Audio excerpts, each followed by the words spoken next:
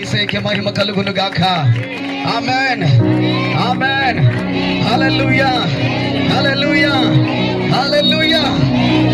ఈ రోజు నీకు విడుదల చెప్పండి. పక్కన సెకండ్, నీకు ఈ రోజు విడుదల, ఆత్మలో విడుదల, నీ కుటుంబంలో విడుదల. ప్రవచించండి ప్రవచించండి, పక్కన వాళ్ళకి చెప్పండి.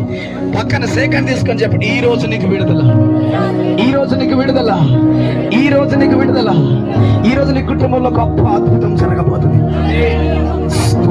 ఆత్మ ఫలంలో రెండో ఫలము సంతోషం. ఆమేన్ హల్లెలూయా. ఎప్పుడు ఉండాలి ప్రేమ దేవుడు. ఆమేన్. నువ్వు గనక నవ్వడం ఆపేసినావు అనుకో, ఎవడు నవ్వుతాడు? నవ్వవలసిన వాడు నవ్వుతాడు. నువ్వు గనక నవ్వడం ప్రారంభిస్తే ఎవరు ఏడవాలో వాడు ఏడుస్తాడు. ఆమేన్ హల్లెలూయా. నీలో ప్రవహిస్తున్న రక్తం ఎట్లాంటిదంటే, నువ్వు ఆ కాలుగా ఊరికే దాన్ని ఏమంటారు, ఆ స్తోత్రం కన్నీళ్లతో ఉండడం కాదు, కానీ సంతోషంతో అపవాదిని వెళ్ళగొట్టాలి. గట్టిగా చప్పట్లు కొడుతుంది. స్తోత్రం హల్లెలూయా. ఈ రోజు నీకు ఖచ్చితమైన విడుదల దేవుడు ఇవ్వబోతున్నాడు. గట్టిగా స్తోత్రం. యేసుకే మహిమ కలుగును గాక. ఆమేన్ ఆమేన్ హల్లెలూయా. ప్రియమైన దేవుని బిడ్డలారా, ఈ ఉపవాస ప్రార్థన ఎందుకో తెలుసా? నీవు విడుదల పొందడానికి. ఆమేన్. ఈ ఉపవాస ప్రార్థన ఎందుకు తెలుసా? నువ్వు మంటడానికి. ఆమేన్. ఈ ఉపవాస ప్రార్థన ఎందుకు తెలుసా? నీ కుటుంబంలో ప్రతి సాతాను పారిపోవడానికి. ఆమేన్. ఈ ఉపవాస ప్రార్థన ఎందుకంటే, నీపై ఉన్న ప్రతి సాతాను అపవాది కాడి ఈ రోజు విరిగిపోబోతున్నాను. గట్టిగా చప్పట్లు కొట్టుస్తూ ఉంటాను. హల్లెలూయా. యేసుకే మహిమ కలుగును గాక. ఆమేన్. వాక్యంలోకి వెళ్ళిపోదాం. ఆమేన్. వాక్యం అంట సజీవమైనదంట. ఆమేన్ హల్లెలూయా. వాక్యం ఏంటిది? సజీవం. అంటే దేవునికి వాక్యానికి ఉన్న బలం ఏంటిదంటే, అది జీవించిన వాక్యం. నువ్వు ఎప్పుడైతే సజీవమైన వాక్యం వింటా ఉంటావో, నువ్వు ఎప్పుడైతే జీవం కలిగిన మాటలు వింటా ఉంటావో, నీలో అగ్ని మండుతుంటది. హల్లెలూయా హల్లెలూయా. అందరూ బైబిల్ తెరుద్దాం. స్తోత్రం. 2వ దినవృత్తాంత గ్రంథము 20వ అధ్యాయం 15వ వచనం. యూదావారులారా, యెరూషలేము కాపురస్తులారా, యెహోషాపాతు రాజా, మీరందరూ ఆలకించుడి. యెహోవా సెలవిచ్చినదేమనగా, ఈ గొప్ప సైన్యమునకు మీరు భయపడకుడి, జడియకుడి. ఈ యుద్ధము మీరు కాదు, దేవుడే జరిగించును. ప్రార్థన. మహాపరిశుద్ధుడా, ప్రేమ నమ్మకం కలిగిన తండ్రి, నీకు వందనాలు స్తోత్రాలు ప్రభా. ఇదిగో మాతో అయ్యా కాసేపు మీరు మాట్లాడి మీరు మహిమ పొందమని ప్రార్థన చేస్తున్నాం. పరిశుద్ధాత్మ ఎక్కడ కూడా అపవాది యొక్క అయ్యా ప్రభ కంట్రోల్ ఇది జరగకుండా కేవలం నీ ఆత్మ కంట్రోల్ మాత్రమే జరుగునుగా. కనైనా అయ్యా వాక్యం విడుదలవుతుండగా ప్రభ, ఒక్కొక్కరి హృదయాల్లో మండాలి యేసునామములో. ఒక్కొక్కరిపై అభిషేకం దిగి రావాలా, ఒక్కొక్కరిపై దైవ మహిమ దిగి వచ్చును గాక. పరిశుద్ధాత్మ ప్రతి ఒక్కరితో మీరు మాట్లాడండి అయ్యా, నీవు బలపరచమని ప్రార్థన చేస్తూ యేసునామములో అడిగి వేడుకుంటున్నాము తండ్రి. ఆమేన్ ఆమేన్. మనతో మాట్లాడబోతున్న యేసయ్య ఒకసారి గట్టిగా చప్పట్లు కొడుతున్నాం. స్తోత్రం. యేసయ్యకే మహిమ కలుగును గాక. ఆమేన్ ఆమేన్. యేసు క్రీస్తు ప్రభు ఎక్కడ అడుగుపెట్టి ప్రసంగాలు చేసిన, అద్భుతాలు చేసిన, ఎవరికైనా బలమైన కార్యాలు చేసిన, అక్కడ 2-3 గుంపులుండేవారు ప్రియమైన దేవుని బిడ్డలారా. ఆమేన్. యేసయ్య ప్రసంగిస్తే ఆ ప్రసంగంలో తప్పులు పట్టడానికి, ఆ ప్రసంగంలో ఆయన చేసే కార్యాల్లో పరిసయ్యులు లాంటి వాళ్ళు, సద్దుకేయులు లాంటి వాళ్ళు, ఇంకా చూసుకుంటే సున్నం కొట్టే వారి లాగా ఉండే ఆ గుంపు ప్రేమదేవుని అక్కడ ఉంటా ఉంటుంది. ప్రేమదేవుని ఆమేన్. నీవు కనుక వాక్యాన్ని వినకుండా ఏం చెప్తాడా, ఏదైనా మైనస్ పెడ దొరుకుతుందా అని గనక నువ్వు వింటే నీకు వాక్యం ఎక్కదు. ఆమేన్ హల్లెలూయా. బాగుపడునట్లుగా నువ్వు అనుకోవాలంటే నువ్వు వాక్యం శ్రద్ధగా వినాలి. ఆమేన్. తప్పులు ఎదుగుదామా, ఏం దొరుకుతుందా, ఏం చెబుతాడా అని గనక నువ్వు చూస్తే నీ నువ్వు ఇక్కడ నుండి ఎంటీగానే వెళ్ళిపోతావు. ఆమేన్ హల్లెలూయా. పరిసయ్యుల సద్దుకైల స్పిరిట్ మనలో బ్రేక్ అయిపోవును గాక, మనలో తొలగిపోవును గాక. హల్లెలూయా. ఈ అంత్య దినాల్లో ప్రేమ దేని బిడ్డరా, నువ్వు మంటబోతున్నావు. గట్టిగా చప్పట్లు కొడతావు. కొట్టాలుగా నువ్వు మంటబోతున్నా వేస్తున్నావులో, సంఘములో నువ్వు ఒక దీప స్తంభముగా దేవుడికి నిలబడబోతున్నావు. గట్టిగా స్తోత్రం స్తోత్రం స్తోత్రం. యేసయ్యకే మహిమ కలుగును గాక. ఆమేన్. చలో వాక్యం మరొకసారి చదవండి. అదే వచనం. యూదా వారసులారా, యెరూషలేము కాపురస్తులారా, యెహోషాపాతు రాజా, మీరందరూ ఆలకించుడి. యెహోవా సెలవిచ్చినదేమనగా, ఈ గొప్ప సైన్యమునకు మీరు భయపడకుడి, జడియకుడి. ఈ యుద్ధము మీరు కాదు, ఈ యుద్ధము మీది కాదు, దేవుడే జరిగించును. దేవుడే జరిగించును. ఆమేన్, హల్లెలూయా. సంఘం ఎప్పుడు క్షమాభివృద్ధి పొందుతుందంటే, సంఘం అనేది ఎప్పుడు క్షమాభివృద్ధి పొందుతుందంటే, ఓన్లీ సంఘంలో కాపరిట సరిపోదు. సంఘంలో సువార్థికుడు ఉండాలి, సంఘంలో ప్రవక్త ఉండాలి, సంఘంలో అపోస్తుడు ఉండాలి, సంఘంలో బోధకుడు ఉండాలి. ఆమేన్. ఒట్టి కాపరి ఉంటే అక్కడ కాపరి పరిచయం ఉండిపోతుంది. ఆమేన్, హల్లెలూయా. సంఘానికి పూర్తి అంతం ఎప్పుడు కలుగుతుందంటే అప్పుడప్పుడు ప్రవచించే ప్రవక్తలు వస్తా పోతా ఉండాలి. ఆమేన్. అప్పుడప్పుడు ఉజ్జీవింపజేసే అపోస్తులు వస్తూ పోతా ఉండాలి. ఆమేన్. అప్పుడప్పుడు మనల్ని ఆత్మీయతలో బలపరుచు ముందుకెళ్ళే ఆ బోధకులు వెళ్ళాలి. ప్రేమదేవుడు, ఆమేన్. అసలు నిజమైన సువార్త ఎలా ప్రకటించాలో అది మనకు తెలియాలంటే మనకు నిజమైన సువార్థికులు కావాలా. హల్లెలూయా, హల్లెలూయా. ఓన్లీ ఐదు పరిచయలు కదా, సంఘ క్షేమాభివృద్ధి కదా, పరిచయ ధర్మం జరిగినట్లుగా దేవుడు ఎంతమంది పరిచయం లేపినాడు? 5 ఏంటేంటిది?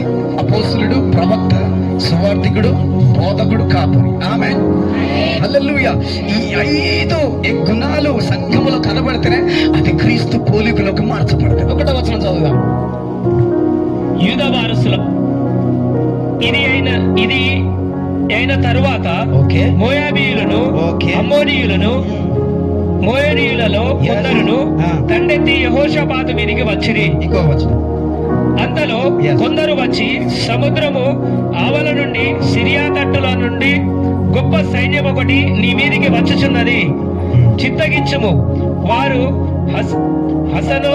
హససోన్, తామారు అను ఎన్గేదీయులు ఉన్నారని యెహోషాపాతునకు తెలియజేసిరి. ఆమేన్, హల్లెలూయా, హల్లెలూయా. యెహోషాపాతు రాజు యొక్క ఉపవాస ప్రార్థన శక్తి మనం ఈరోజు వినబోతున్నాం. ఆమేన్, హల్లెలూయా. యెహోషాపాతు రాజు ఆయన ఉపవాస ప్రార్థన చేస్తే ఏ అద్భుతము జరిగిందో, యెహోషాపాతు రాజు ఉపవాసం ఉండి ప్రార్థన చేస్తే ఏ కార్యాలు చేసినాడో, సాతాను ఏ రకంగా ఓడిపోయినాడు. 1వ వచనం ప్రారంభం చదవండి ఒక్కసారి మళ్ళీ. ఇది అయిన తర్వాత మోయాబీయులను, చాలా హల్లెలూయా, హల్లెలూయా. యెహోషాపాతు ఎవరు అంటే ఆయన రాజు. ఆమేన్. యెహోషాపాతు ఎవరు అంటే ఆయన రాజు.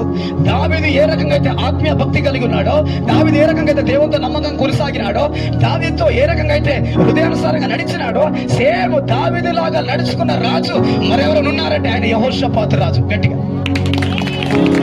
హల్లెలూయా. అటువంటి రాజు ఎక్కడ అడుగు పెట్టడానికి విజయమే. ఆ రాజు ఏ ఊర్లోకి యుద్ధంలో విజయమే. ప్రేమ దేవుని బిడ్డలారా, సిరియా మీదకి పోయినా విజయమే, ఏ ప్రాంతానికి పోయినా ఎక్కడ పోయినా అపజయము ఎరగని రాజు యెహోషాపాతు రాజు. ప్రేమ దేవుని బిడ్డలారా, హల్లెలూయా. అటువంటి రాజుకు ఒక సమస్య వచ్చి పడ్డది. అటువంటి రాజుకి ఒక సమస్య వచ్చి పడ్డది. ఆ సమస్య ఏంటంటే శత్రు సైన్యం వచ్చేసింది. ఆ కాలంలో శత్రు సైన్యం రావాలంటే 10 మందితో రాకపోయేవారు.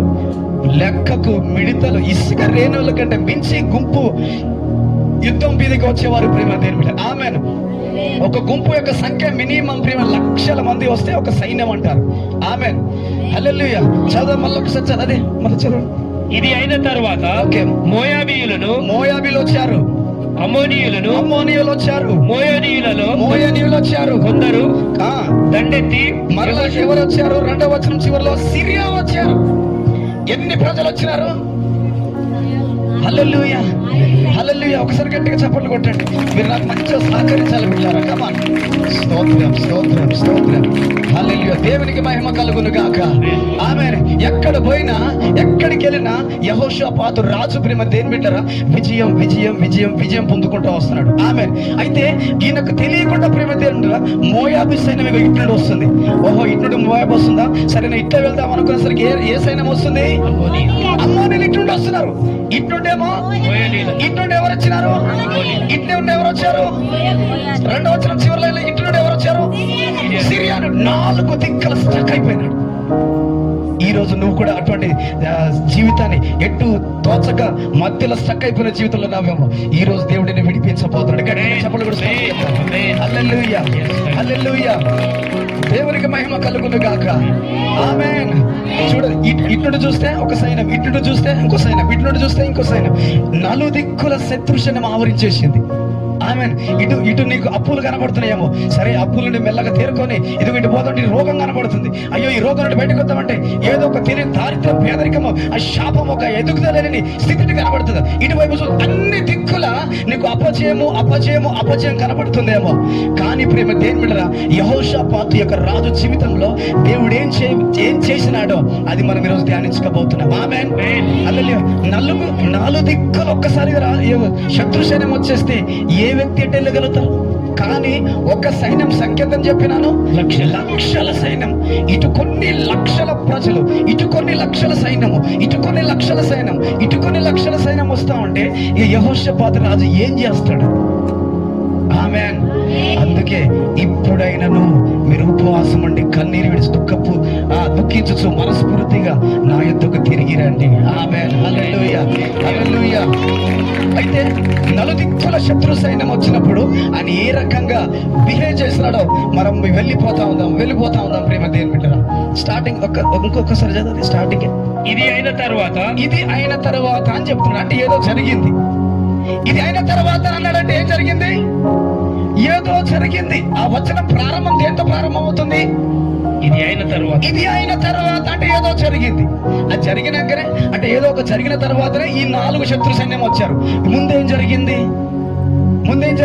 ఆయన రాజు, ఆయన చాలా బిజీ పర్సన్. చూడండి ఏం జరిగింది, ఒక మాట చెప్తా.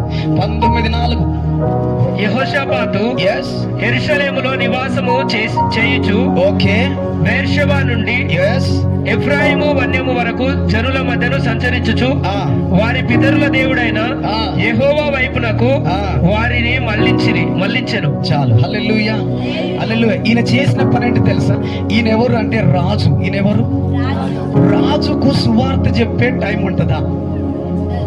రాజుకి సువార్త ప్రకటించే టైం ఉంటుందా? ఈయన ఏం చేస్తాడు తెలుసా? అనేకుల్ని ప్రభు వైపు నడిపించే పని చేస్తాడు. ఆ 19వ అధ్యాయం మీరు మొత్తం చదివితే ఆయన మొత్తం సువార్త చెప్పుకుంటా దేవుని వైపు తిప్పుతా, అనేకుల్ని దేవుని వైపు తిప్పుతా అనేకుల్ని నడిపిస్తా ఉన్నాడు. ప్రేమ రాజుకు అసలు నెత్తిగొక్కడం కూడా టైం ఉండదు. కానీ ఆయన రాజ్యాన్ని చూసుకుంటూ ఇటు ప్రజలు ఏలుబడి చేస్తూ, ఇక్కడ శత్రు పోరాటం వస్తే అక్కడ న్యాయం చేస్తూ, ఎవరైనా కొట్లాడుకుంటే వాళ్ళకి న్యాయం చేస్తూ, ఎవరైనా తప్పిపోతుంటే వాళ్ళకి న్యాయం చేస్తూ, ఇంత బిజీ షెడ్యూల్లో దేశాన్ని పరిపాలిస్తూ ఉంటున్న ఆ యొక్క యెహోషాపాతు రాజు ఆయన ఏ పని చేస్తున్నాడు? హల్లెలూయా. మరి నువ్వే డ్యూటీ చేస్తున్నావు రోజు? నీ డ్యూటీ ఏంటిది? దేవునికి స్తోత్రం కలుగును గాక. ఆమేన్. ఎందుకు శత్రువులు 4 దిక్కుల్లో వచ్చారు తెలుసా? ఈయన సువార్త ప్రకటిస్తున్నాడు. ఏం చేస్తున్నాడు? సువార్త. ఈయన ఇంత బిజీ షెడ్యూల్లో ఉండి, ప్రేమ దేవుడు ఇంత బిజీ షెడ్యూల్లో ఉండి సువార్త ప్రకటించడానికి పూనుకున్నాడు. ఆమేన్. నువ్వెందుకు ఒక చిన్న వ్యాపారం చేస్తూ వచ్చిన వాళ్ళకు ఒక మాట చెప్పకూడదు? హల్లెలూయా, హల్లెలూయా. అది ఆ కారణాన్ని బట్టి, ఈయన అనేకుల్ని ప్రభు వైపు నడిపిస్తున్నాడు అన్న కారణాన్ని బట్టి ఆయన మీద 4 దిక్కుల శత్రువుల సైన్యం వచ్చారు. ప్రేమ దేవుడు. ఆమేన్. హల్లెలూయా. రైట్. కంటిన్యూ 3వ వచనం నుండి చదవండి. అందుకు యెహోషాపాతు భయపడి యెహోవా యొద్దకు విచారించుటకు మనస్సు నిలుపుకొని. చాలు. హల్లెలూయా, హల్లెలూయా. ఆయనకి ఏమైందని చెప్పినాను? ఇటువైపు ఎవరు వచ్చారు? ఒక శత్రు గుంపు వచ్చారు. ఇటువైపు ఎవరు వచ్చారు? ఇంకో శత్రు గుంపు. ఇంకో అందరు 4 దిక్కుల శత్రువులు వచ్చేసరికి ఈయనకి ఏం చేయాలో అర్థం కాక భయపడ్డాడు. భయపడ్డాడు. ఎందుకంటే మనం మానవులుగా ఉన్నాం కాబట్టి, శరీరంతో జీవిస్తున్నాం కాబట్టి కాస్త భయం అనేది ప్రవేశించేది. ఆమె భయపడ్డాడు. కానీ భయపడి ఏం చేసిండు? అదే కంటిన్యూ మళ్ళీ అదే మనసు నిలుపుకొని. హల్లెలూయా. ప్రార్థనలో మనకు ఉండవలసింది ఏంటి ప్రేమ దేని పెట్టారా? మనసు నిలుపుకోవాలి. ఆమేన్.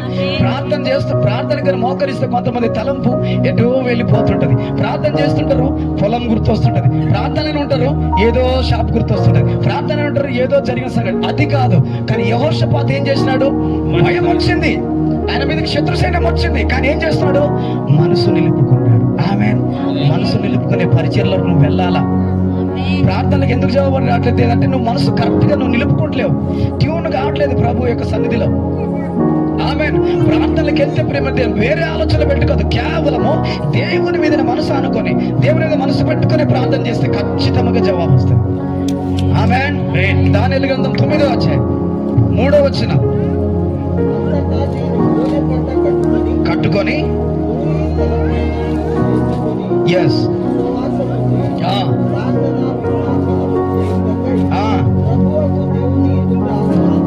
నా మనసు నిలుపుకున్నాను.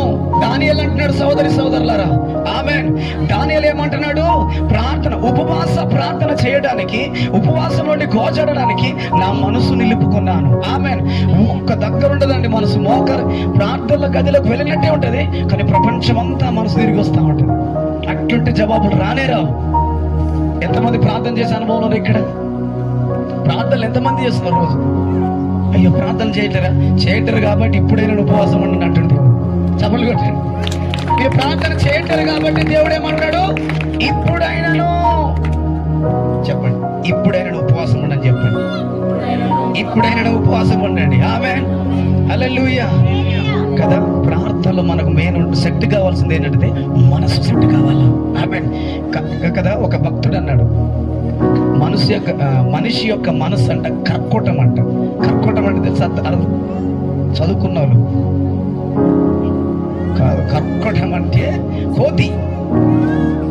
ఏంటిది అది?